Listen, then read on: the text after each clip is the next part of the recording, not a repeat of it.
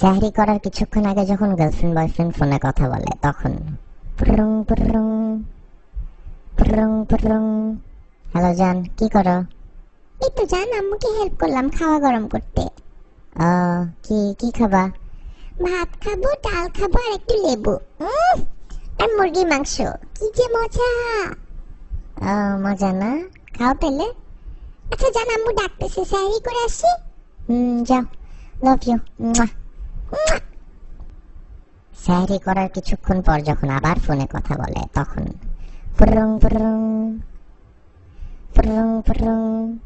জান খাইলা? হ্যাঁ জান খাইছি, খুব মজা ছিল। তুমি খাওয়া দাওয়া করছো?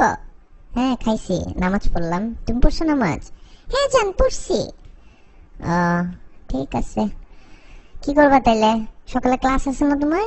যাও ঘুমাও, সকালই তো হয়ে গেছে অলমোস্ট। হ্যাঁ জান ঘুমাইতে যাচ্ছি। তুমি কি করবা? তুমিও ঘুমায় যাও, তোমার তো কোনো কাজ নাই। হ্যাঁ আমি একটু ফেসবুকে মেসেজ চেক করে ঘুমায় যাচ্ছি, এখনই ঘুমায় যাবো আর 5-10 মিনিটে। আচ্ছা ঠিক আছে জান, রাখি তাহলে। Love you. এইটা কি করলা? কই কি করলাম? এই যে মাত্র এটা কি দিলা? চুমা দিলাম। কেন, তোমার কমন সেন্স নাই? তুমি বুঝো না আমি রোজা রাখছি? রোজা হালকা হয়ে যাবে না আমার? মাথা খাটায় কাজ করতে পারো না তুমি? আরে আজব, একটা চুমাই তো দিলাম। সারাদিনই তো দাও, মন ভরে না? সারাদিন দিয়ে তোমার মন ভরে না কেন? তোমার এত চুমা দিতে হবে কেন ফোনের মধ্যে? ফালতু যত সব, আমার রোজাটাই হালকা করে দিলা। ধুর।